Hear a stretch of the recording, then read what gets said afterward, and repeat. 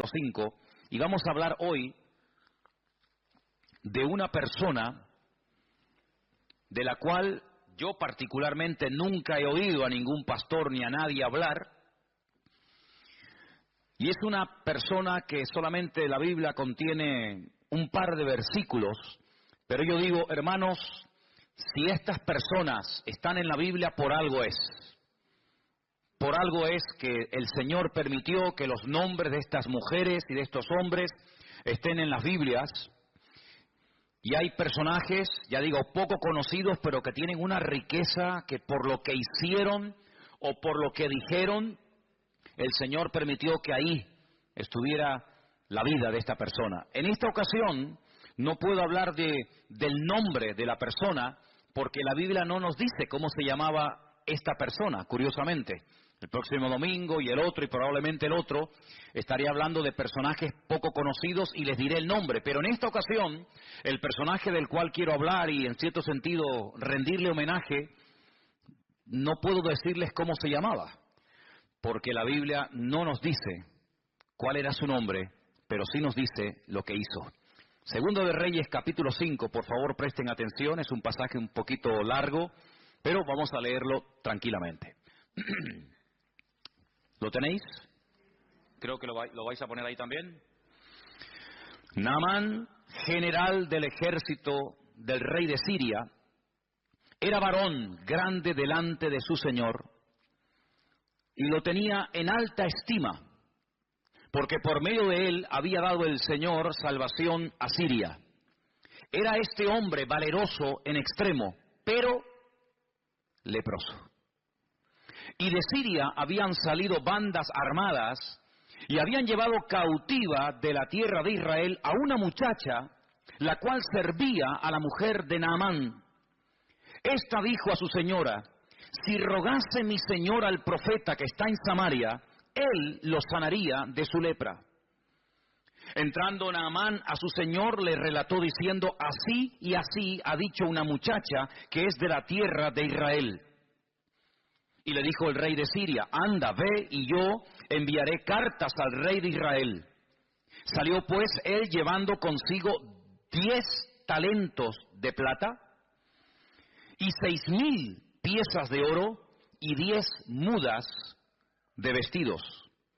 Tomó también cartas para el rey de Israel que decían así: cuando lleguen a ti estas cartas, sabe por ellas que yo envío a ti mi siervo Naamán, para que lo sanes de su lepra.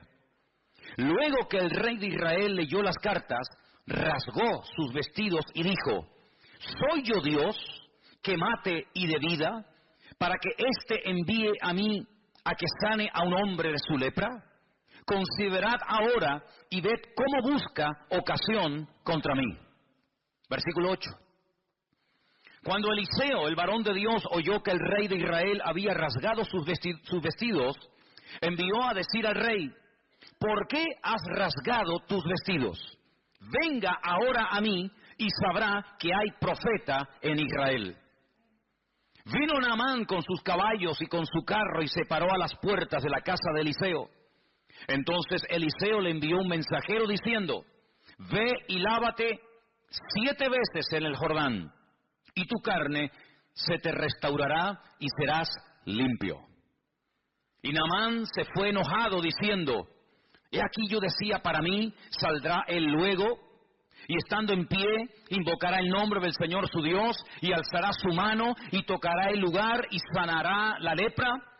Habana y Farfar, ríos de Damasco, ¿no son mejores que todas las aguas de Israel? Si me lavar en ellos, ¿no seré también limpio? Y se volvió, y se fue enojado. Mas sus criados se le acercaron, le hablaron diciendo: Padre mío, si el profeta te mandara alguna gran cosa, ¿no la harías? ¿Cuánto más diciéndote, lávate y serás limpio? Él entonces descendió y se zambulló 7 veces en el Jordán conforme a la palabra del varón de Dios. Y su carne se volvió como la carne de un niño y quedó limpio. Versículo 15. Volvió el varón de Dios, él y toda su compañía, y se puso delante de él y dijo: ahora, he aquí, ahora conozco que no hay Dios en toda la tierra, sino en Israel. Te ruego que recibas algún presente de tu siervo. Mas él le dijo, vive Dios en cuya presencia estoy, que no lo aceptaré. Y le instaba que aceptara alguna cosa, pero él no quiso.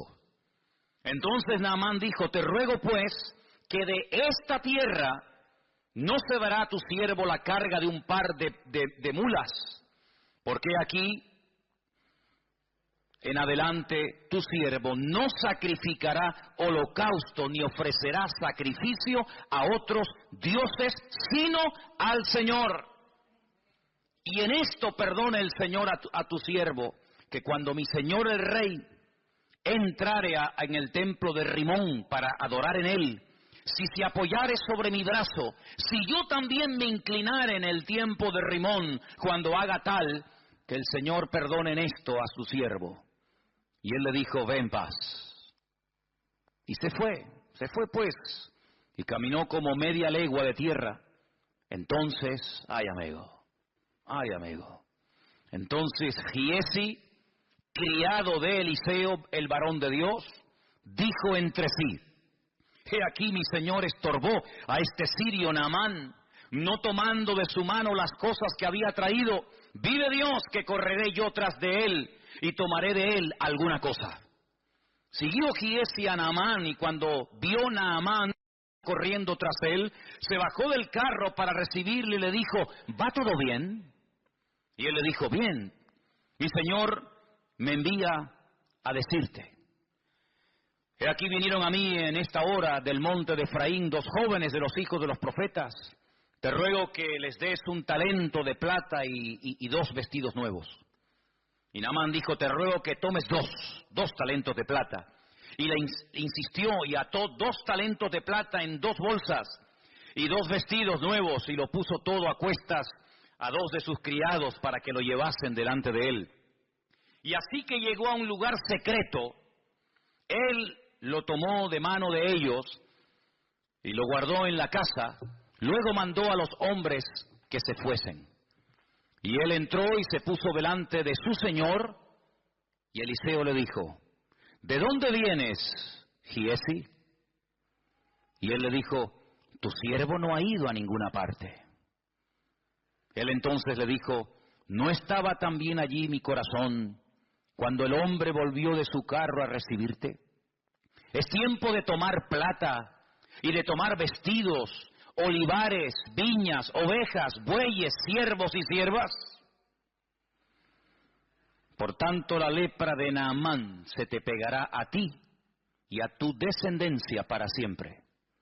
Y salió de delante de él leproso, blanco como la nieve. ¿Cuántos dicen amén? Una historia realmente tremenda, llena de muchas enseñanzas. Y del primer personaje del cual quiero hablar es de este general sirio llamado Naamán. Versículo 1 nos da unas características, unos datos muy interesantes acerca de este hombre. Primero, su nombre, Naamán. Segundo, a lo que se dedicaba, su oficio, general del ejército del rey de Siria. General, un alto mando. Además nos dice que como persona, como hombre, era una persona grande, delante de su señor, evidentemente el rey. Lo tenía en alta estima. Incluso dice que por medio de él había dado el Señor salvación a Siria. Es decir, en un momento determinado de su vida, de su carrera militar, se había dejado usar como instrumento de Dios para traer victoria a su país en un momento puntual en el que era necesario. Y además dice que era un hombre con una valentía, dice, en extremo, a la máxima potencia. Pero tenía un pero. Hay gente que por ahí dicen, a veces he escuchado que por muy buenos, por muy activos, por muy competentes o eficaces que seamos, todos y cada uno de nosotros tenemos peros en nuestra vida. Sí, es buen chico, es buen hermano, es buena hermana, es buen pastor, es un buen joven, es un buen líder, es un buen diácono, es una buena persona, pero ¿y quién puede levantar la mano esta tarde y decir, en mi vida no hay peros? Sí, hay muchos peros. muy valiente, general, una estima tremenda, una persona con un valor increíble, una persona influyente, una persona seguramente con una posición social increíble, pero ¿de qué te sirve todo eso si eres leproso? Ahora, es que qué curioso que cuando uno estudia el tema de la lepra, el trato que se le daba a los leprosos en Israel es completamente diferente al trato que se le daba a los leprosos, por ejemplo, en Siria. Parece ser que un leproso en Siria podía hacer una vida normal y podía estar rodeado de gente y podía entrar incluso a la presencia del rey y no pasaba nada. Cuando es una enfermedad contagiosa, no solamente incurable, sino una enfermedad que se pega, que se transmite. Pero parece que Naamán no había sido expulsado, no vivía como tenían que vivir los leprosos en Israel, fuera de su familia, fuera de sus tierras, porque es una enfermedad, ya digo, que se contagia. Y la Biblia da capítulos enteros de instrucciones acerca de cómo se tenía que tratar a un leproso. Y en el supuesto caso de que el leproso dijera que había sido sanado, había toda una parafernalia, había todo un proceso y una cuarentena, y en fin, algo muy interesante, ¿verdad? Sin embargo, Naamán era leproso y podía seguir siendo general y entraba y salía y hablaba con el rey y parece como que no le daban importancia. Sin embargo, había que tener mucho cuidado.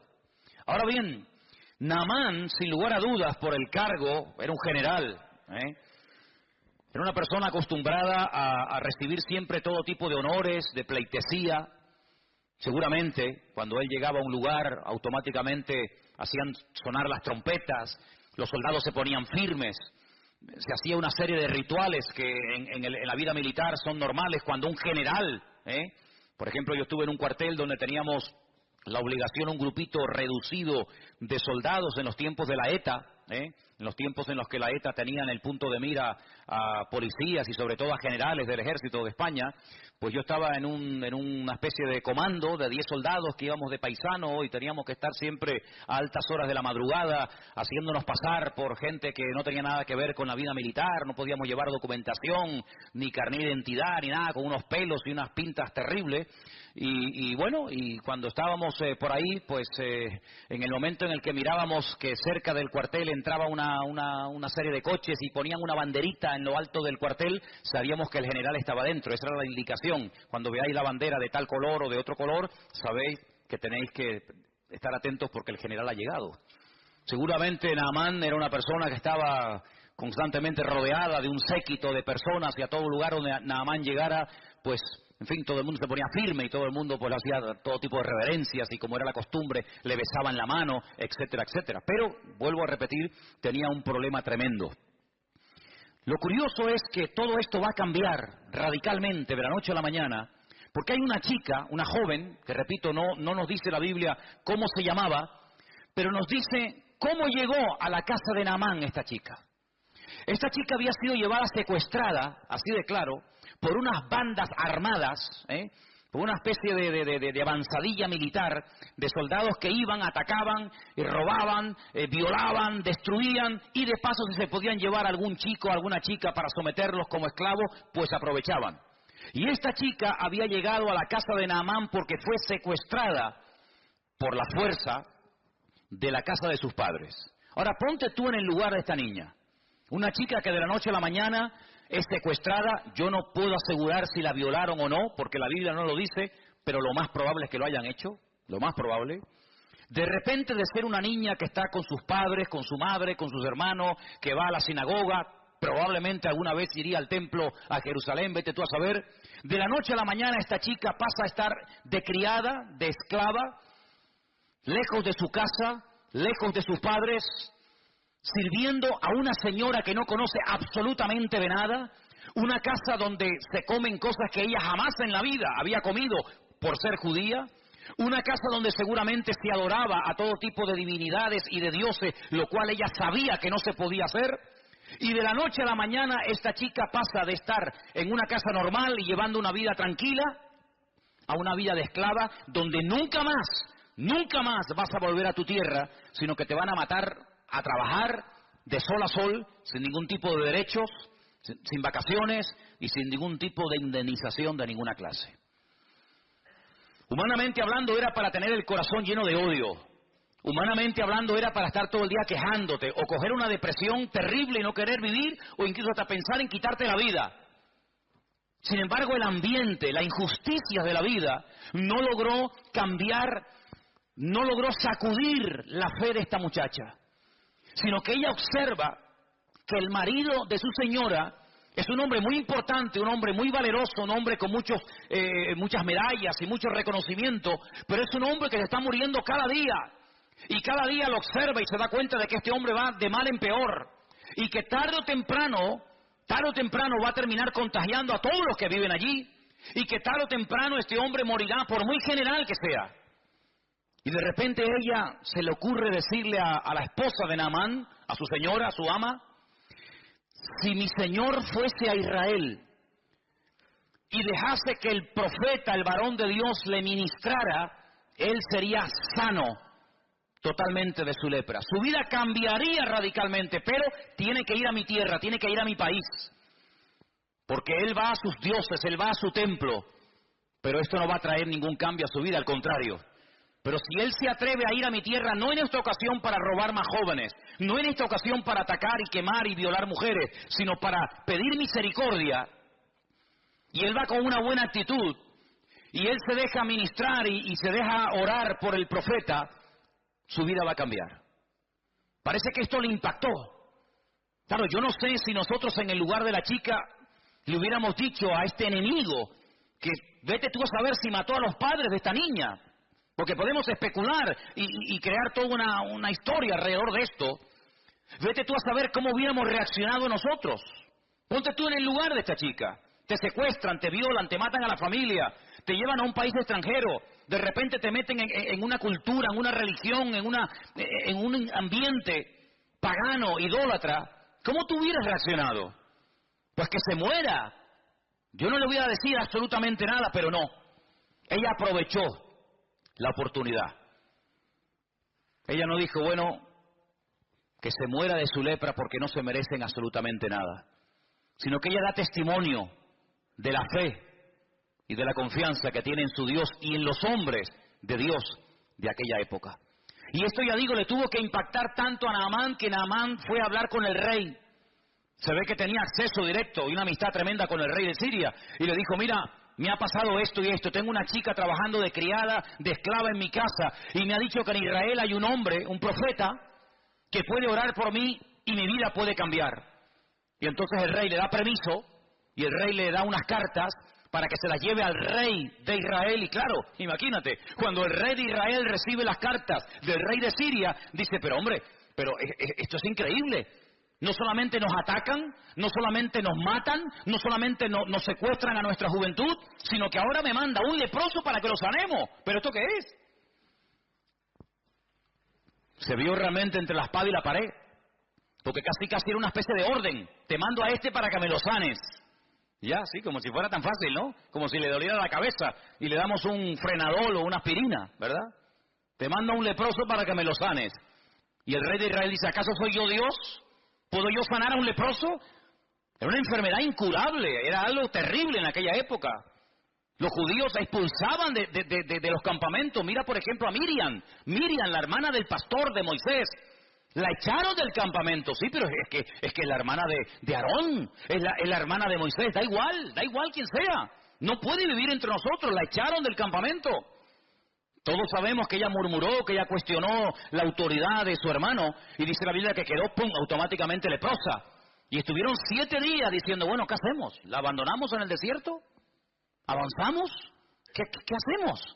Y allí estuvo una semana el pueblo esperando, pero claro, es que ella ya había esperado por su hermano Moisés cuando este era un bebé, cuando este era un niño pequeñito y lo pusieron en un canasto para que fuera devorado por los cocodrilos del río Nilo, para que se ahogara. Ella estuvo esperando a ver qué pasa con mi hermanito, a ver si se salva, si se muere, a ver si la corriente se lo lleva, a ver si... Y ella esperó por su hermano, y lo que tú siembras es lo que tú vas a cosechar. Si tú esperaste por Moisés, Moisés va a esperar por ti. Y dice la Biblia que cuando ella reconoce que obró mal, que actuó incorrectamente, y ella pide perdón, su hermano Moisés ora por ella, el Señor la restaura, la sana, la vuelven a incorporar al campamento, y entonces dice que el pueblo otra vez se puso en marcha. Qué bonito, ¿no? Gloria a Dios. No puedes pedir lo que tú no estás dispuesto a ofrecer. Pero si tú siembras algo en la vida, ten la completa seguridad que lo que tú has sembrado es lo que tú vas a cosechar. Y siempre se cosecha más de lo que hemos sembrado en la vida. ¿Cuántos dicen amén? Así que allí se va Naamán con esas cartas bajo el brazo para ponerse en contacto con el profeta Eliseo. Y me llama la atención, yo estuve leyendo esto y leyendo, digo, pero Señor, esto es algo increíble. Versículo 5 dice que este hombre se va, pero no se va con las manos vacías. Fíjate lo que se llevó. Dice en el versículo 5 que se llevó consigo 10 talentos de plata, 6,000 piezas de oro y 10 mudas de vestidos, 10 trajes. Y yo digo, 10 talentos de plata. ¿Y cuántos son talentos? Pues un talento, según la Biblia, son 45 kilos. Es decir, que si un talento son 45 kilos y se llevó 10 talentos de plata, este hombre, aunque nos suena así como una cosa sin importancia, se llevó 450 kilos de plata. Yo me metí hoy en Google, y digo, bueno, ¿cómo está el precio de la plata? Y me salió unas 275.000 euros. Si tuviéramos hoy 450 kilos de plata, lo mínimo que nos darían, lo calculé a lo mínimo, serían 250.000 euros. ¿Alguien tiene por ahí 450 kilos de plata escondido bajo el colchón? Bueno, bajo el colchón tendría que ser un colchonazo enorme, ¿no? Pero no solamente eso, sino que se llevó 6,000 piezas de plata, de oro. Esto es un fortunón. Y se llevó 10 vestidos que tenían que ser unos pedazos de trajes. No eran comprados ahí en Primar.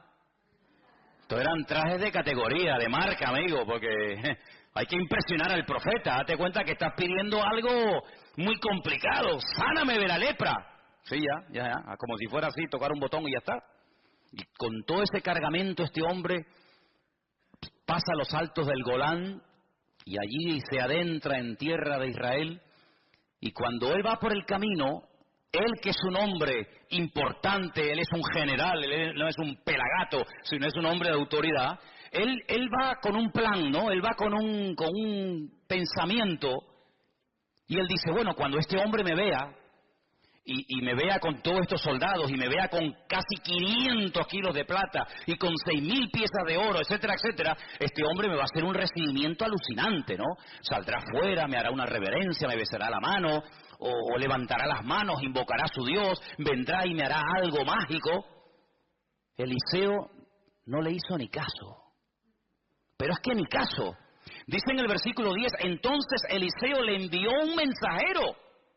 Mira, vete y dile a Naamán que se vaya y que se bañe.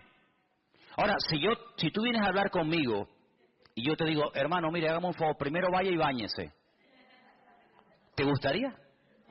¿Qué te estoy diciendo? Tú sabes que cuando te regalan colonia, bueno, gloria a Dios, está bien. Pero cuando te regalan en Navidad un desodorante, eso tiene una doble lectura. Porque te están diciendo, Ahora tú imagínate, dile a ese general, a ese hombre valeroso, a ese hombre tan influyente, que se vaya a lavar, pero que se meta 7 veces. Esto es un insulto, hermano. Esto es un insulto. Claro, Naamán, versículo 11, se fue enojado, no le gustó aquel recibimiento. ¿Cuántas veces hemos dicho aquí en la iglesia, tú lo sabes, si no te quieres enfadar nunca, si no te quieres llevar una desilusión, no esperes nada de nadie? Porque como esperes un trato preferencial, como esperes algo de alguien y no lo recibas, te vas a enfadar. Él esperaba un trato al nivel de un general, no lo recibe, se va enfadado. Y por poco, escucha bien, por poco pierde la bendición. Su carácter por poco le traiciona y le impide recibir la bendición de Dios. ¿Cuánta gente pierde la bendición de Dios? No porque Dios no quiera bendecirlo, sino porque ellos estropean lo que Dios quiere hacer en su vida. Por poco se vuelve a Siria peor, porque ya, amigo, ya no hay una oportunidad. Y entonces dice la Biblia que él decía, mira lo que dice el versículo 11, él decía, saldrá, se pondrá de pie, invocará el nombre del Señor su Dios, alzará las manos, tocará el lugar, sanará la lepra. ¿Sí? Él tenía ya todo premeditado y todo pensado, pero nada más lejos de la realidad, más fácil imposible. ¿Quieres ser sanado? Vete al río Jordán y te bañas 7 veces. Y entonces él dice, Abana y Farfar, 2 ríos de aguas cristalinas, arriba en Siria, ríos de Damasco, dice, ¿no son mejores que todas las aguas de Israel? Si yo me baño en los ríos de mi tierra, ¿no seré sanado? ¿Por qué me tengo que meter en este río que en esa altura, a esa altura? Porque claro, cuando tú vas a donde nace el río Jordán es muy bonito. Nosotros hemos estado arriba, en el norte, en Banias, en lo que era antiguamente Cesarea de Filipo, y allí el río Jordán es una belleza. Allí ves las truchas, allí ves los peces, allí es agua cristalina. Aquello es una belleza de lugar. Pero según va corriendo el río Jordán, pues tú vas viendo que de aguas cristalinas nada. El río Jordán es un río de barro, de sedimentos, de tierra, y todo eso es lo que entra en el Mar Muerto y ahí se queda. Entonces es un río, sinceramente, que cuando tú te metes, pues no ves el fondo, no te ves ni los pies de lo sucio, del barro que va arrastrando desde el norte hasta donde estaba este hombre. Y él dice, ¿cómo? Pero hombre, ¿me voy a meter ahí? Pero si en mi país, en mi tierra, los ríos son más bonitos, más limpios, más cristalinos, este es un río sucio. Ay, amigo, Naamán tuvo que aprender algo. Y es algo que aparentemente es fácil, pero que a mucha gente le cuesta, y muchas veces hay algunos que no lo aprenden nunca.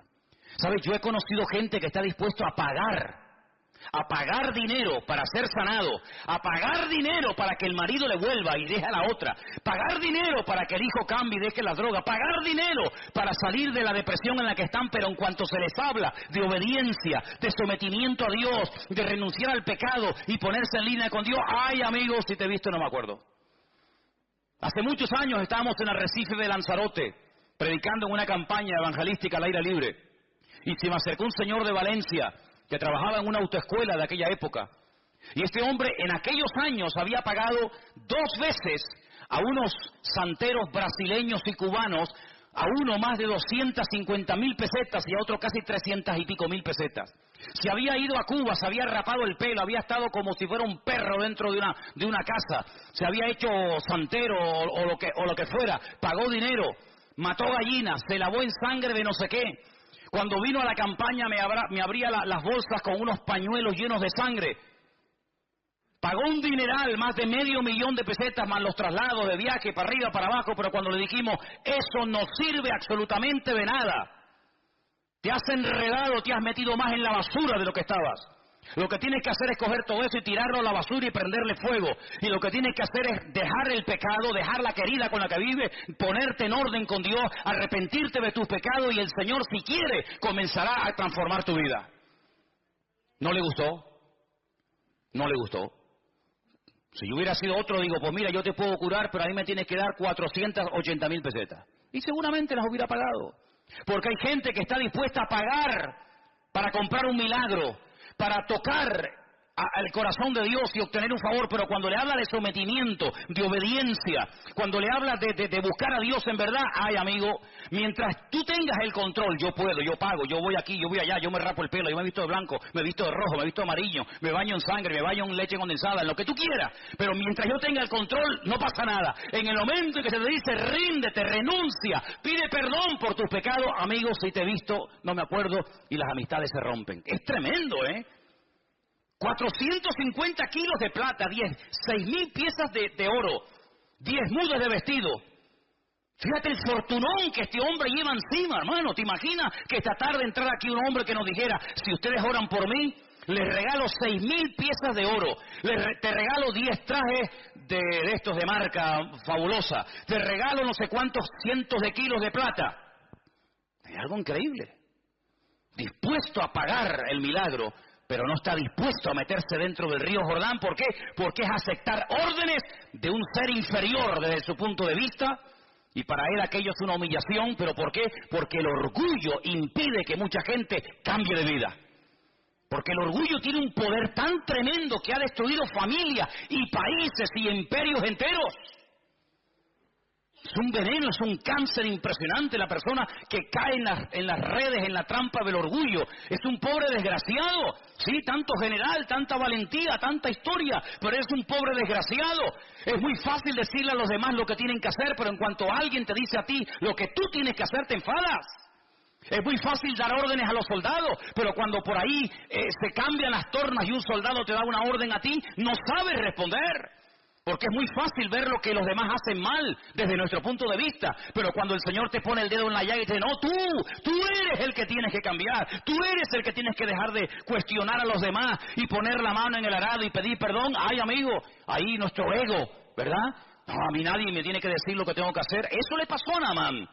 Y Naamán no fue sanado porque se metió 7 veces en el río Jordán. Las aguas del Jordán no sanan a nadie. Hay gente que cuando va a Israel se traen botellas del agua del río Jordán. Porque usted sabe, hermano, que las aguas del río Jordán están bendecidas. Ya, bendecidas. Y allí en el río Jordán he visto una tienda, un kiosco con botellas de plástico, así como esta, vacías. Y la gente va y paga 4 y 5 euros por una botella vacía, para meterse en las aguas del río Jordán y llenarla de agua sucia y traerla a España, porque es agua bendita. Y yo le digo, mire, si usted se compra una botella de agua llena, se la bebe, le cuesta 1 euro, y si quiere traerse agua, la coge. Pero pagar 4 o 5 euros por una botella vacía hay que ser bobo, ¿eh? Pues la gente lo hace. La gente lo hace y va y tú lo ves que se mojan, y por agua por aquí y agua por allá. Tremendo. No fueron las aguas del río Jordán lo que sanaron a Naamán. Lo que sanó a Naamán fue aceptar una orden por parte del profeta Eliseo, que no entendía, que le tocó su ego, pero cuando él se humilló, cuando él se arrepintió y cuando él estuvo dispuesto a hacer caso a lo que le decían, ahí comenzó un proceso de cambio en su vida. Y dice la palabra de Dios que este hombre al final acepta. Al final va, se mete en el río Jordán, aunque no entiende la orden. Mire, hermano, yo lo he dicho ya en varias ocasiones. En la Biblia hay 3 tipos de mandamientos. 3 tipos. Cada uno recibe su nombre. Hay mandamientos que entran dentro del sentido común. No matarás. Honrar al padre y a la madre. No decir falso testimonio. Hay incluso muchas constituciones de la inmensa mayoría de los países representados aquí esta noche, que en sus constituciones, en el Código Penal, en el Código Civil, tienen parte de leyes que tienen que ver con este tipo de mandamientos. En ninguna parte del mundo está permitido matar a la gente. En ninguna parte del mundo está permitido salir por las calles y secuestrar y matar y violar. Pero ¿eso de dónde viene? De los mandamientos de la Biblia. ¿Cuál fue el primer libro de la historia que dijo no matarás? La Biblia. Luego hay mandamientos que entran dentro de la lógica, de la convivencia entre seres humanos, del sentido común. Los entiendo, son buenos. Ayudan a la convivencia y a una sociedad sana. Hay otro tipo de mandamientos que son para recordar cosas del pasado. Por ejemplo, mandamientos que tienen que ver con milagros del Señor en el pasado. Y se recuerdan a través de celebraciones, de fiestas. Y son mandamientos que recuerdan algo que el Señor hizo. Pero hay otro tipo de mandamientos. No hay muchos de esos, pero hay algunos. Mandamientos que la gente cuando los lee dice, ¿y esto por qué? ¿Por qué? No lo entiendo. No tiene ninguna explicación. Bueno, lo que tú no entiendes, Dios sí lo entiende. Y cuando Dios manda algo, sabe por qué lo manda y por qué no lo manda. Y hay 7, 8, 10, 20 mandamientos en la Biblia que no entran dentro de la lógica, no entran dentro del sentido común, son como hasta ilógicos. Mandamientos que uno los puede hasta cuestionar. Bueno, eso era para antes, eso era para la época de Israel en el desierto. No, son mandamientos que Dios los puso para probarte. Mandamientos que, a ver cómo reacciona este. Si le digo algo que no entiende, a ver si lo va a hacer o no lo va a hacer. Hay gente que dice, yo no lo veo, yo no lo entiendo. Pero en la Biblia no es entender para obedecer. En la Biblia es obedecer y luego viene la bendición. Es al revés. No era lógico que el Señor dijera, si ustedes se quieren salvar de la muerte, no estamos hablando de una fiebre, estamos hablando de algo serio, la vida, tienen que pintar la puerta de sangre. Pero bueno, ¿eso qué lógica tiene? ¿Cómo va a parar la muerte? Un poco de sangre en la puerta y en los postes y en el dintel de una casa. ¿Pero qué explicación tiene esa? Ninguna. Es simplemente un acto de obediencia. ¿Te fías o no de tu Dios? Si no pones sangre en la puerta de tu casa, tu primogénito morirá, y el primogénito de tu vaca y de tu buey y de tu asno morirán. Bueno, no lo entiendo, pero lo hago. Ah, mira, no lo entendían, lo cumplieron, pero sin embargo salvó la vida de miles y de miles de personas en Egipto. ¿Tenía lógica dar vueltas alrededor de la muralla de Jericó? ¿Tiene alguna magia? Cuando damos muchas vueltas alrededor de una ciudad, ¿se van debilitando los muros y al final caen? No. Es simplemente un mandamiento para ver si tú te fías de mí. ¿Te atreves a creerme? Sí, pues venga, demuéstralo. Venga una vuelta, y ahora otra, y ahora otra, y ahora 7. Son esos mandamientos que no entran dentro de nuestra lógica. No lo entiendo. Señor llega y dice, quitar la piedra. ¿Pero cómo van a quitar la piedra? Hace 4 días que mi hermano está muerto. Hay un olor terrible. Esta mañana estuve en el puerto de la Cruz y había en la cocina un olor a muerto. A muerto. Cogieron la bolsa de basura, la tiraron y volvió a entrar. Digo, aquí sigue oliendo a muerto. Y había un ratón que estaba muerto. Había un ratón que estaba muerto. Un ratón así. Ahora tú imagínate un ser humano 4 días muerto en Israel con un calor que hace terrible, que llegue el Señor al cementerio y diga, quitar la piedra. Claro, con razón las hermanas del difunto, Marta y María, dijeron, Señor, es que nuestro hermano ya está podrido, nuestro hermano ya está corrompido, nuestro hermano hiede, ya no es aquel joven, ¿verdad?, varonil y fuerte que tú conocías, es que está corrompido. Y el Señor dijo, quitar la piedra. Quitar la piedra. ¿Cuántas veces en nuestra vida somos incapaces de recibir la bendición? No porque Dios no quiera, sino porque cuestionamos. ¿Y por qué? ¿Y por qué? Pues porque yo lo digo y punto y se acabó. Y Dios no tiene que darnos explicaciones a ninguno de nosotros. Pero si te atreves a obedecer, si te fías de Dios, la bendición te alcanza donde quiera que te encuentres. ¿Cuántos dicen amén? ¿O tú crees que vas a entender siempre a Dios? Hay momentos que yo no entiendo, ¿y por qué pasa esto? ¿Y por qué pasa lo otro? El próximo domingo vamos a hablar de un hombre bueno, un hombre extraordinario que lo mataron injustamente. ¿Por qué? Bueno, hijo, hay cosas que nunca vamos a entender mientras estemos en este cuerpo de barro. Pero yo lo único que sé es que con Dios no existe injusticia y que el Señor sabe lo que hace, aunque yo no lo entienda. Dice que los que amamos a Dios, todas las cosas nos ayudan a bien. Así que obedece y ya está, no des tantas vueltas. ¿Y por qué? ¿Y por qué? ¿Y por qué? Pero ¿quién nos hemos creído nosotros para altercar con Dios? ¿Y por qué no sé qué? ¿Y por qué no sé cuánto? Te bañas y punto. Ya sé que en tu tierra los ríos son más bonitos que los nuestros. Ya sé que las aguas son más cristalinas, pero no te van a cambiar. Lo que tienes que hacer es obedecer, fiarte de lo que Dios te está diciendo. Y cuando lo hagas, verás los cambios. ¿Y yo por qué tengo que dejar de adorar a la Virgen Candelaria? A ver, ¿por qué? ¿Por qué? ¿Qué mal hago yo? ¿Qué mal hago yo con rezarle a mi virgencita de toda la vida? Además me la regaló mi madre, ella la recibió de su madre. ¿Y por qué? Si esto es una tradición, esto es una cultura, esto forma parte de la idiosincrasia, de la costumbre popular de los pueblos. Bueno, hijo, pues sigue con tu muñeco, con tu rollo. ¿Y yo por qué tengo que dejar de no sé qué? ¿Y yo por qué tengo? Y hay muchas personas que se les va la vida cuestionando la palabra de Dios. Y sí, y no, y ahora sí. Y mientras tú estás cuestionando, tú estás dando vuelta en ciclo, otro que lleva menos tiempo que tú en el Evangelio, te pasó por encima y ya estás sirviendo al Señor cuando tú tenías que estar ya sirviéndole, pero sigues dando vueltas en el desierto porque no termina de renunciar a tu ego y de decir, Señor, yo me fío de ti y sé que siempre viene bendición cuando hay obediencia. ¿Cuántos dicen amén? Así es, hermano. Así que si te quieres sanar, estás tardando. Cuanto antes lo hagas, antes recibirás el milagro. Bueno, gracias a Dios lo lograron convencer. El hombre se fue a bañar, se metió 7 veces en el río Jordán. Y dice el versículo 14 que cuando se zambulló en el Jordán 7 veces, conforme a la palabra del varón de Dios, su carne se volvió como la carne de un niño. Tremendo.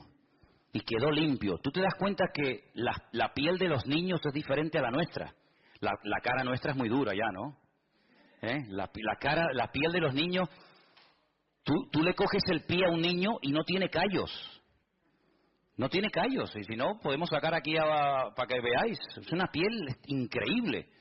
Las manos, los niños no tienen callos. Es una piel increíble. ¿Saben que a veces en la antigüedad se mataban a vacas que estaban embarazadas para sacarle el ternero, los no natos, los que no habían nacido? Se les sacaba el ternero que aún no había nacido y se sacrificaba también lógicamente al ternero. ¿Para qué? Para curtir esa piel, porque era una piel tan suave, una piel tan hermosa que se utilizaba para escribir los pergaminos. Y se utilizaba para hacer los rollos de la Torá, y se utilizaba para escribir libros. ¿Por qué? Porque es una piel frágil, una piel bonita, una piel suave, no como una piel... Me acuerdo una vez que alguien me dijo, no, están vendiendo unas chaquetas de piel muy baratas. Y me fui un día, hace años, a verla, y digo, pero esto no es piel, esto es cartón piedra. Las ponías de pie y se quedaban de pie. No, son de piel, me decía el vendedor. Digo, ¿de piel de quién? De Matusalén. Eran de piel de camello. Claro, cuando se pone una chaqueta de piel de camello, al final te sale hasta joroba. ¿Qué quiere que te diga? Entonces, la piel de un niño, algo increíble. Ahora, cuando este hombre sale del agua y se ve limpio, se ve que la lepra ha desaparecido. Ahora, déjeme que le diga algo. Yo, mientras estudiaba este tema esta semana, este no es el primer leproso en la Biblia. Por cierto, ¿quién fue el primer leproso en la Biblia? No, Lázaro no fue nunca leproso. ¿Quién fue el primer leproso de la Biblia? No, Miriam no fue. Tiene que ir para atrás. No, Job tenía problemas en la piel, pero no necesariamente lepra. Dice que tenía la sarna. Se rascaba con una teja. Él vivía con su familia, luego no era algo contagioso. Hay un hombre extraordinario, un hombre de Dios. El mejor de todos, que se quedó leproso. Bueno, sigan pensando. No me digan que no lo sabéis. ¿Abraham era leproso? ¿Quién se quedó leproso? Bueno, sigan pensando. Volvió al varón de Dios, él y toda su compañía se puso delante de él y le dijo, he aquí ahora conozco que no hay Dios en toda la tierra sino en Israel.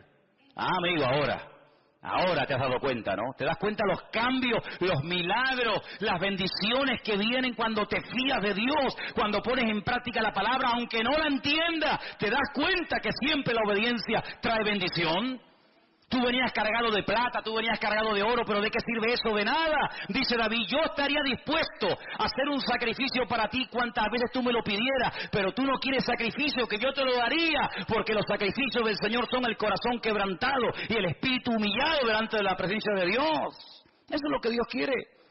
Saúl dijo, no, mira, yo he contradecido la orden, he llevado un poco la contraria con lo que inicialmente me pediste, porque hemos reservado estas ovejas, mira qué pinta tienen, mira qué pedazo de bueyes, mira qué toros, mira qué machos cabríos, para sacrificarlos al Señor. Y Samuel le dice, ¿y acaso Dios te ha pedido a ti sacrificios? ¿No es mejor la obediencia que los sacrificios y los animales engordados puestos como un holocausto sobre un altar? Que no has entendido nada. No has entendido nada, ¿te das cuenta? Bueno, ¿ya saben quién era el primer leproso? Bueno, pues nada, sigo. Entonces dice la Biblia que este hombre, cuando se ve cambiado por dentro y por fuera, porque este hombre era leproso, sí, pero también era leproso en el alma, Tenía un orgullo, y yo no sé qué es peor, la lepra o el orgullo. Porque por ser leproso nadie se va al infierno, Pero por ser soberbio y no querer obedecer a Dios te puedes condenar eternamente. Así que no sé qué será peor, o ser leproso o ser un soberbio y un arrogante. Y este lo tenía todo. Pero este hombre cuando se ve cambiado y sanado por fuera, cambia por dentro y dice, ahora entiendo que el Dios de esta gente, el Dios de este pueblo, es el único y verdadero Dios.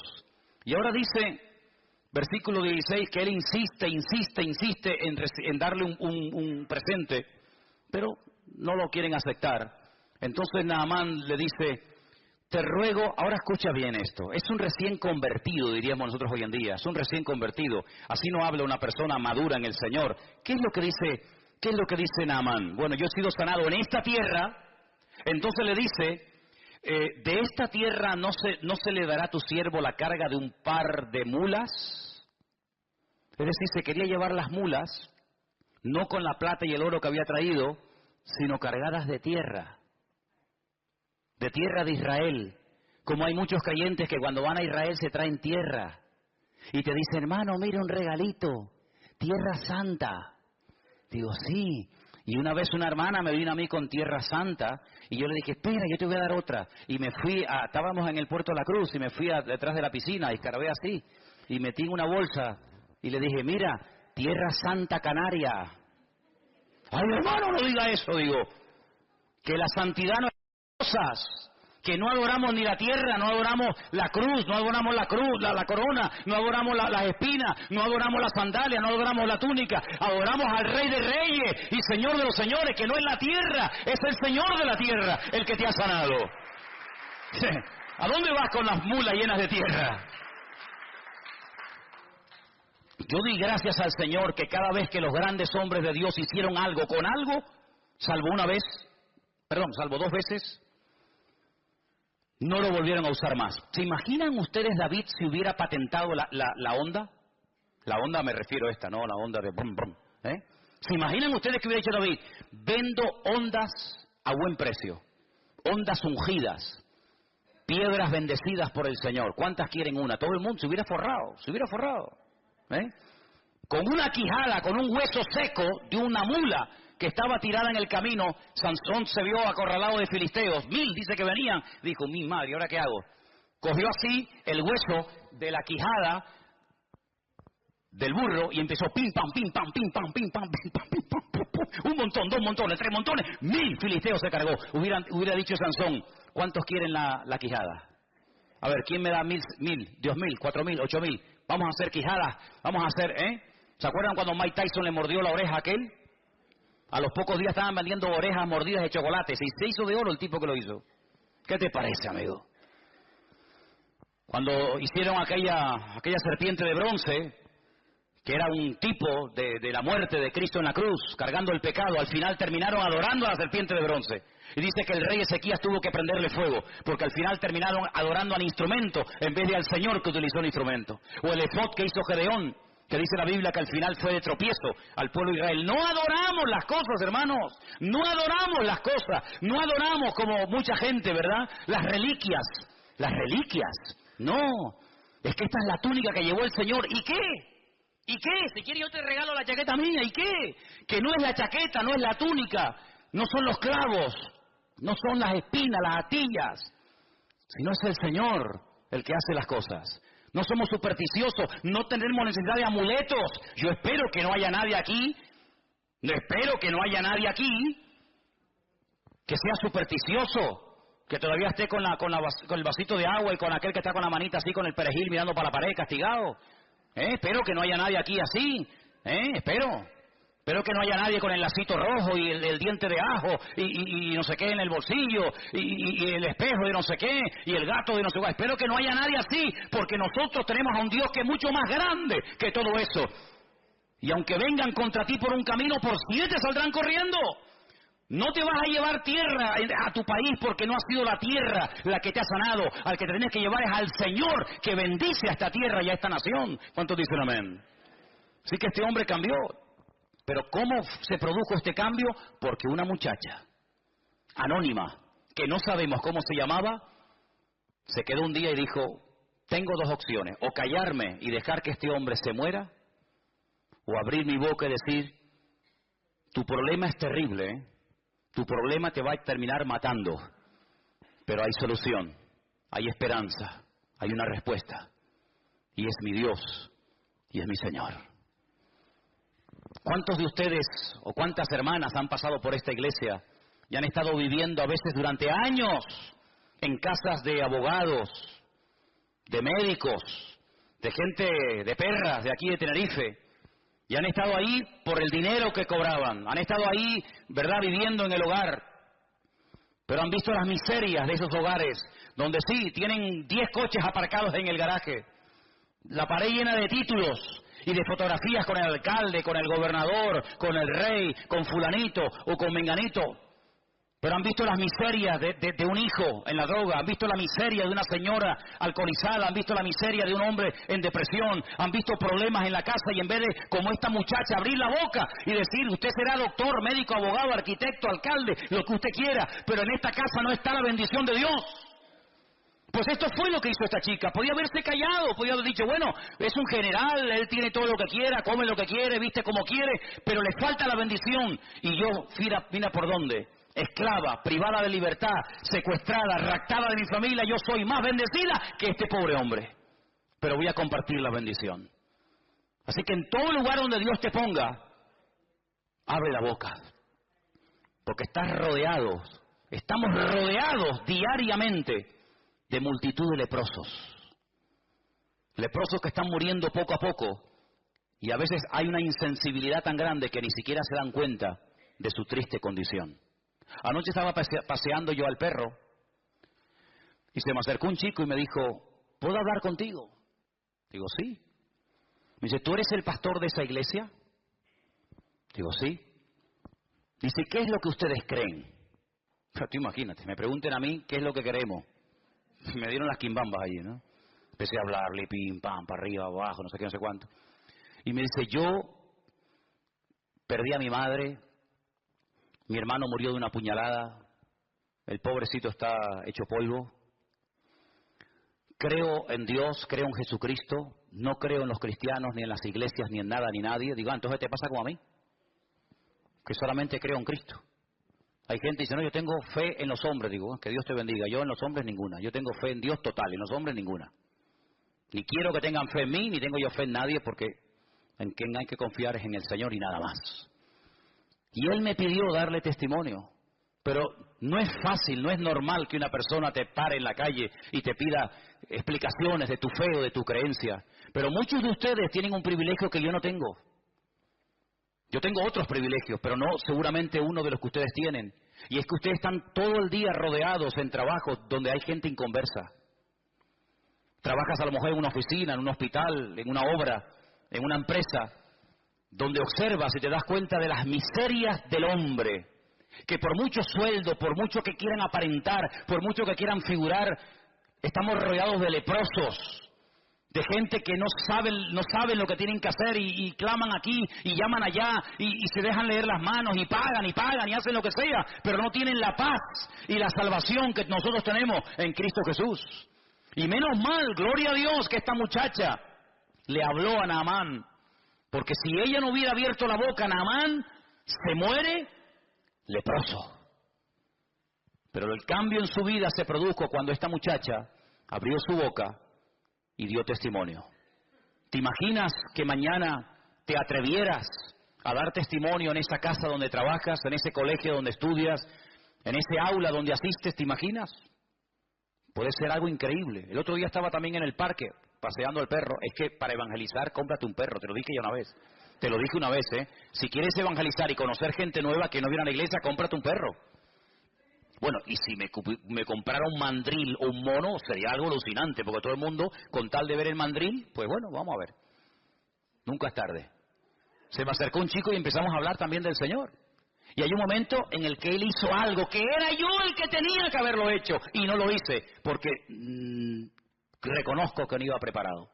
Y se saca una tarjeta y me dice, yo trabajo en esta empresa. Cuando necesites algo, me llama. Y me dio una tarjeta.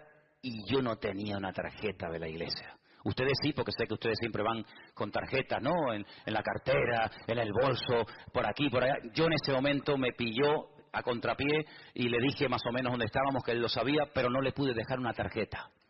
Fíjate cómo él dice, toma, una tarjeta por si te hace falta mi servicio porque trabaja en una empresa X, ¿no? ¿Qué te parece, amigo? Tenemos que estar siempre preparados para presentar defensa con mansedumbre y reverencia ante todo aquel que demande razón de la esperanza que hay en nosotros. Eso es lo que dice la Biblia. ¿Cuántos dicen amén? Ahora fíjate tú, Naamán vive en el extranjero, vive en Siria. Esta muchacha que no sabemos cómo se llama le da testimonio. Naamán carga sus caballos, sus asnos o lo que sea, se va a Israel. Hace lo que el profeta le dice, su vida cambia por dentro y por fuera. ¿Cómo volvió Naamán a Siria? Madre mía, qué fiesta, qué testimonio, cuántos banquetes habrá hecho, y cómo fue, y qué te pasó, y quién oró por ti. Bueno, habrá sido algo tremendo, tremendo. Pero ahora resulta de que aparece en el versículo 20 un personaje siniestro. Un personaje que aparentemente tenía que ser un creyente tremendo, porque estaba viviendo 24 horas al día con aquel hombre que acababa de orar y de pedir un milagro en la vida de Naamán, y el Señor lo había realizado. Y este personaje es Giesi. Versículo 20 dice, lo hemos leído, pero volvemos. Giesi, que era el criado, el que servía a Eliseo, pero yo solamente quiero hacer un paréntesis aquí. Eliseo no siempre fue profeta. Hay un tiempo en el que se conoció a Eliseo como el siervo de Elías, ¿sí o no? Y cuando Elías desaparece, se le comienza a llamar o a conocer como Eliseo, el siervo del Señor. Pero primero fue el siervo del hombre del Señor y después fue el siervo del Señor. A Giesi le hubiera pasado exactamente lo mismo. Hubiera sido primero siervo, ayudante, colaborador de Eliseo, y cuando Eliseo muriera o el Señor se lo llevara, pues hubiera pasado a ser él el tercero en el orden. Es como el Dios de Abraham, de Isaac y de Jacob. Pues podríamos hablar hoy por hoy del Dios de Elías, el Dios de Eliseo y el Dios de Giesi. Pero aquí se rompió la cadena. Aquí el eslabón quebró. ¿Y cuál fue el error? El siguiente. Este hombre que era siervo criado del varón de Dios, dijo entre sí, he aquí mi Señor estorbó, no aprovechó esta oportunidad de oro, imagínate, de este sirio Naamán, de este sirio, habla con menosprecio, no tomando de su mano las cosas que había traído, vive el Señor. ¿Cómo que vive el Señor? ¿Para qué metes al Señor en tu codicia? No quieras espiritualizar tu desorden. Vive el Señor que correré yo tras de Él y tomaré de Él alguna cosa. ¿Cuál es la raíz de todos los males? El amor al dinero. ¿El dinero? No, el amor al dinero. Esa es la raíz de todos los males. Por dinero se mata, se asesina, se viola, se secuestra, se hace en guerra, por dinero. Y este hombre tenía un serio problema. Claro, no había salido el problema porque mientras no se presentó la oportunidad, Giesi pasaba desapercibido. Igual pasa en la vida de todos los seres humanos. Mientras no se presenta la ocasión, aquí todo el mundo es bueno. Pero en el momento en el que se presenta la ocasión, ahí es donde se demuestra si eres maduro, si tienes las ideas claras o dónde estás parado. Giesi, sí, siervo del varón de Dios. Oye, este muchacho tiene, no, es el ayudante del profeta. Ah, muy bien.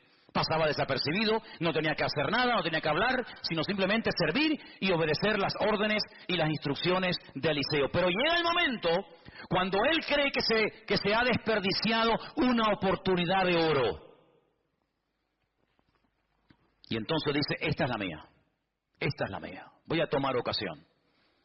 Siguió Giesi a Naamán, Naamán lo vio, que venía corriendo tras de él, se bajó del carro para recibirle y le dice, ¿qué pasó? ¿Pasó algo? Y le dice, primera mentira, mi Señor me envió a decirte, ¿esto es verdad? A ti no te ha enviado nadie. Tú eres el que te estás enviando. Tú eres el que te estás levantando a ti mismo. A ti no te ha enviado nadie, ni te ha levantado nadie, ni te ha dado orden nadie de hacer lo que estás haciendo. Pero para justificar tu desorden tienes que mentir. Y tienes que decir que te envía no sé quién y que te envía no sé cuánto. A ti no te ha mandado nadie. Luego está mintiendo. Y aquí vinieron a mí, en esta hora, del monte de Efraín, 2 jóvenes de los hijos de los profetas. Te ruego que les des un talento de plata y 2 vestidos nuevos. Se hace pasar por el bueno, ¿no? No, yo no vengo a pedir nada para mí. Cuidado, es que ha llegado a la casa de mi Señor unos profetas, unos estudiantes en la escuela de los profetas de aquella zona. Y claro, nos ha pillado a traspié. Entonces, vengo de bueno. Ay, amigo, qué falsedad tan grande, ¿eh? Y este vivía con Eliseo. Y este era el que supuestamente iba a ser el siguiente profeta de Israel. ¿Cómo puede haber semejante gentuza? ¿Cómo puede haber gente tan mala en medio de un ambiente tan bueno? ¿Cómo puede haber gente mala en medio de un ambiente de gloria y de bendición? No te sorprendas, siempre ha sido así, hermano. Mira a Samuel, un hombre bendecido por el Señor, sus hijos, un desastre. Cuando era pequeño, fue, entre comillas, adoptado por un sacerdote llamado Elí. Los hijos de Elí, un desastre. Pero en medio de un ambiente de inmoralidad y de corrupción se levanta un tremendo varón de Dios. Siempre ha sido así, es decir, el trigo y la cizaña, o la cizaña y el trigo. Que hay que ser un auténtico experto para diferenciar el trigo de la cizaña, que son prácticamente iguales, que las ves de lejos y dice, ¿cuál será el trigo? ¿Cuál será la cizaña? ¿Cómo se puede saber? ¿Cómo se puede diferenciar el trigo de la cizaña? Tienen el mismo color, aparentemente es lo mismo. ¿Sabes cómo se reconoce? Porque llega un momento que el trigo hace así y se encorva, se dobla. ¿Cuándo se dobla la espiga de trigo? Cuando está madura y cuando tiene fruto. La cizaña siempre está iniesta, la cizaña siempre está parada, nunca se agacha, nunca se humilla, siempre está diciendo aquí estoy yo. El trigo llega un momento en el que agacha e indica que cuando ya está agachadito es cuando hay que cortarlo. Qué lección tan bonita, ¿eh? Qué lección tan hermosa. Cuando estamos agachaditos y humildes es porque puede ser que haya fruto en nuestra vida. Mientras estemos muy levantados, no sé a quién estamos representando. Allí se va Giesi y miente, ¿verdad? Se monta una película, se monta un rollo. Claro, Naamán, el hombre recién sanado, recién transformado. Ay, hermanos, la Biblia dice que los tropiezos siempre van a venir en esta vida, siempre. Pero dice la Biblia, ay de aquel que haga tropezar a uno de estos pequeños. Por eso yo les digo a todos y a cada uno de ustedes en esta noche, y me lo digo a mí mismo, ay de nosotros que hagamos tropezar a un recién convertido por un mal ejemplo, o por una mala palabra, o por una mala acción.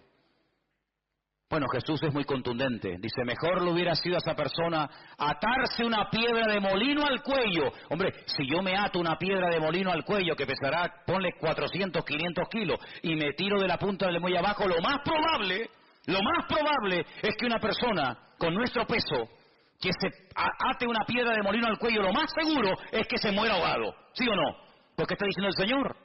Mejor es que te mates, mejor es que te quites de en medio antes de que me hagas tropezar a uno de estos recién convertidos. Qué tremendo, ¿eh? Qué responsabilidad tremenda. Así que ándate con ojo a dónde vas, dónde te reúnes, dónde te metes, con quién hablas. Ándate con ojo, porque puede ser que tú digas, no, a mí no me vio nadie sabe nada, pero siempre hay un ojo que nos ve y siempre hay más gente que nos observa de lo que nos podemos imaginar. Mucho más. Y allí se va Giesi y miente. Y entonces dice la Biblia que pide un talento, pero Naamán en ese acto de generosidad dice, no, 2 talentos, 90 kilos de plata. 90 kilos de plata. Y le insistió y ató los 2 talentos de plata en 2 bolsas y vestidos nuevos y lo puso todo a cuesta de 2 de sus criados para que le llevasen delante de él. Y ahora me llama la atención la expresión del verso 24. Se lo llevó a un lugar, dice ahí en tu Biblia que dice, secreto. Secreto para ti. ¿Pero acaso Dios no sabe dónde lo has escondido? ¿Secreto de qué? Nunca me olvidaré, lo he contado varias veces, cuando un día ya no está, porque ya prácticamente no existen, han desaparecido, hay muy poquitas. Pero antiguamente había muchas cabinas telefónicas, ¿os acordáis? Aquellas cabinas que abrías la puerta, entrabas dentro. ¿Se acuerdan o no? Algunos dicen, sí, había eso, sí, hermano. Había una época en la historia de la humanidad en la que habían cabinas telefónicas, ¿sí? ¿Y para qué? Si había móviles. No, es que no había móviles. ¡Ah! No había móviles. ¿Cómo se podía vivir sin móvil? Se podía vivir, hermano. Se podía vivir. Y era con monedas. Sí, bueno, era otra década, era otra época de la historia de la humanidad. Pero bueno, a lo que vamos. Yo estaba una mañana temprano ahí en esa cabina haciendo una llamada y en eso cruza el paso de peatones que está en la piscina municipal. Os ubicáis, ¿no? Sabéis de lo que estoy hablando, ¿no? Venía un joven de la iglesia. Venía el hombre echando humo. Y bueno, oye, cada uno se lo monta como puede y como quiere. Entonces cuando yo lo veo y tengo que salir de la cabina, el hombre que venía bien enchaquetado, bien encorbatado porque iba a su trabajo, lo cual me parece bien, el hombre cuando me ve hace, pero fue, hermanos, ¿ustedes han visto a David Copperfield? No, este era Bill el niño, fue hace... Pero además que lo metió dentro, porque se te puede caer, te puede estar... Hizo... Fue una cosa increíble, una rapidez. Yo digo, de verdad te lo digo, ¿eh? Estuve a punto de decir, oye, lo puedes hacer otra vez porque eres un fiera, tío. Eres un fiera. Sí. Y entonces empecé a hablar con él. Y le digo, ¿qué, hermano? ¿Cómo estás? Bien. Bueno, y él estaba, ya el hombre sudaba, estaba nervioso, y no sé qué, y le alargué la conversación. No te qué tontería. Y le empezó a salir humo. Y yo pensaba me digo, yo sin quererlo lo voy a quemar a lo bonzo. Le voy a prender fuego al pobre hombre. Y le digo, mira, escúchame una cosa, mira. No seas bobo, Dios, no seas bobo. ¿Para qué te escondes de mí? Como si yo fuera el coco, ¿no? A veces me da rabia cuando hay hermanas que dicen, pórtate bien que llamo al pastor. Y claro, ven venir a Manolo y parece que viene el coco. No, no le digan eso a los niños, hombre. No le digan eso. Ahora son los niños me ven y se ponen. ¿Este quién es? El pastor. No digan él, dile, oye, que viene, yo sé, que viene Piero, que viene, dile otro, pero no diga mi nombre, hombre. Entonces yo le digo, mira, te vas a prender fuego sin necesidad. Te vas a quemar una chaqueta, quemar una pasta, te la vas a quemar, te vas a hacer una agujera así. Total, ¿para qué? ¿Pero qué más da? ¿Qué más da eso? ¿Qué bobería más grande? Entonces dice que se fue a un lugar secreto. A un lugar secreto. ¿Y dónde hay un lugar secreto? ¿Dónde huiré de tu presencia? Dice el Señor. ¿A dónde? ¿Hay algún lugar donde puedas ir y pecar a gusto? ¿Qué fue lo que le dijo el Señor a Natanael? Yo un día le preguntaré al Señor, Señor, ¿qué estaba haciendo Natanael debajo de la higuera? Yo no sé lo que estaba haciendo y la Biblia no lo dice, pero cuando Natanael viene, el Señor Jesús dice, he aquí, ahí viene un verdadero israelita. Y Natanael le dice, uy, ¿y tú a mí de qué me conoces?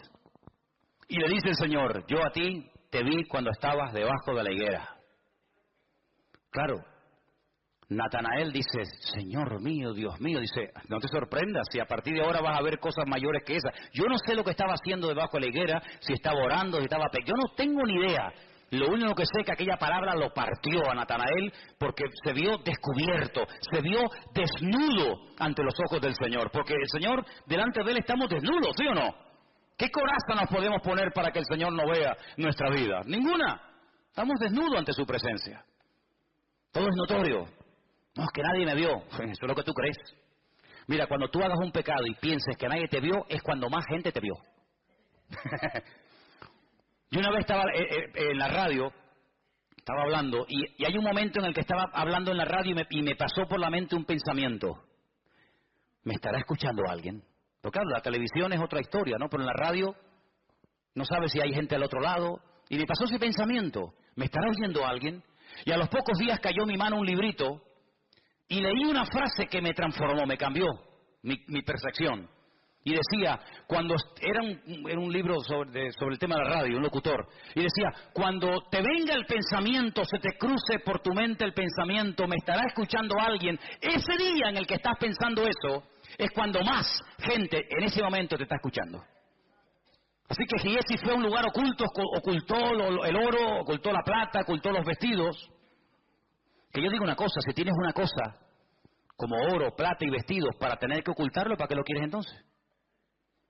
Porque cuando tú te compras un vestido es para ponértelo, no para esconderlo, ¿no? Y entonces lo ocultó y se va a la presencia de su Señor. Entró, versículo 25, se puso delante de su Señor. Y Eliseo le dice, ¿de dónde vienes, Giesi? Podía haberle dicho, pues mira, me pasó esto y esto, esto. No, dice, tu siervo no ha ido a ninguna parte. Segunda mentira. Cuando una persona miente una vez es más fácil mentir dos, y si mientes dos es más fácil mentir tres, y si mientes tres es más fácil mentir cuatro, así sucesivamente. Si ya has hablado en nombre de Eliseo, yo no hay nada una cosa que no soporto es que la gente hable en mi nombre. Cuando yo tenga que decir algo lo digo yo, no lo digas tú, lo digo yo. Y si tienes que justificarte condenando a otro para justificarte tú, no lo hagas, porque eso no es de Dios. Es que vengo de parte de mi Señor, es mentira. Tú no vienes de parte de nadie. Pero como ya mintió ante una autoridad como Naamán, que era el general, ahora le resulta más fácil mentir por segunda vez. Yo no he ido a ninguna parte. Yo no he ido a ninguna parte. Y entonces, que ya conocía perfectamente a Eliseo, a este muchacho, le dice, no estaba...